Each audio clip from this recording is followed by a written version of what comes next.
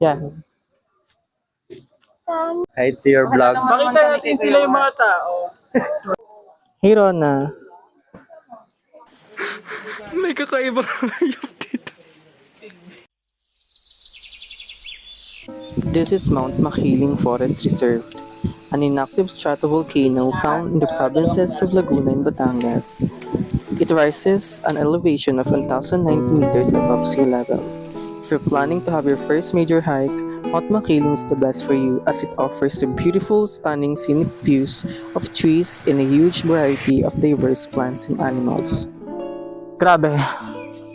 Napakaganda nga talaga ng Makiling, guys. Kasi bukod sa ang daming mga dahon tsaka mga kakaibang mga species ng plants, napaka-diverse ng mga halaman dito.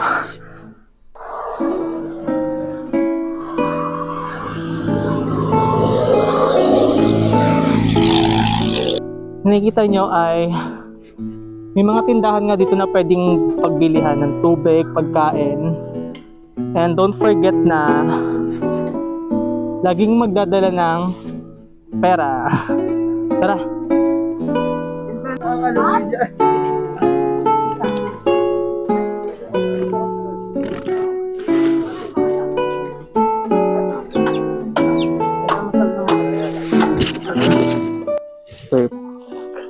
Thank you po. How's the buko? Kapagod. Kapagod. So, dito sa Station 7, meron nga mga paninda tulad ng buko. Na magkano yan, te? 30 pesos lang. At meron nga ng fresh buko. Matapos ang maikling pahinga sa Station 7 ay magpapatuloy na kaming maglakad papunta sa Station 11, ang Aguila Base Camp. Papunta doon, dito ay natuwa kami sa ganda ng mga puno, lalo ng mga willow tree, mga halaman. Pagkarating sa Station 7 sa Aguila Base Camp, ay nauna na kami pumunta sa wilderness ni Mount Makiling. Sa loob nito ay makita mo iba't ibang mga halaman, hayop, insekto, at masusubok ang iyong lakas sa pag-akyat. Pakata tayo, guys. Kaya nga tayo dito yung mga bundukan at saka yung picture. Ito, naliligaw. At saka huwag kang kukuha ng halaman.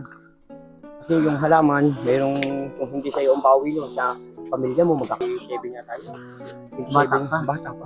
Saan station na inatake? Doon na sa station 8. So, pagkatapos nga ng mga kwento ng aming tour guidance to Kuya Edwin, talaga namang nag-enjoy kami at namangha sa mga kwento niya tungkol sa mga tao, mga pangyayari at mga kababalagan sa loob ni Mount Makiling.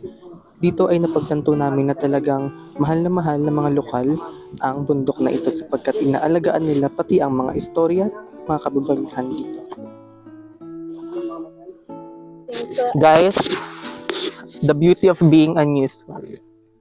Dito na ilang meters na lang at makakapunta na tayo sa Rafflesia. Tara! Uy, ang ganda! So guys, this is Rafflesia. Unfortunately po ay hindi sila on bloom ngayon. And yung iba is withered na. So guys, as you can see, napakaganda niya. And yeah. Haba.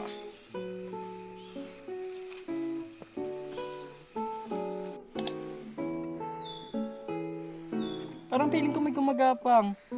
So yun na nga guys, pagkatapos naming malagpasan ng mga limatik, talagang natuwa kami dahil naranasan namin kung anong pakiramdam na makagat nito.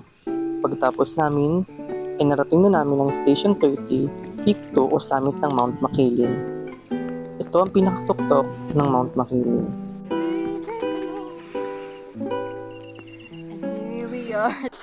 So guys, after ilang assault, welcome to summit of Mount Makiling. Tara! Guys, look at this. Ang ganda.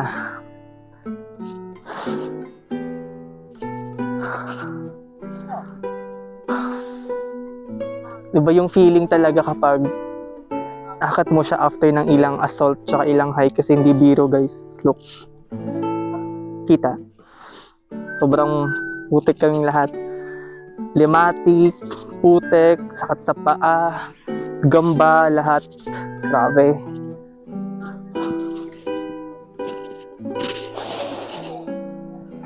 Bye guys!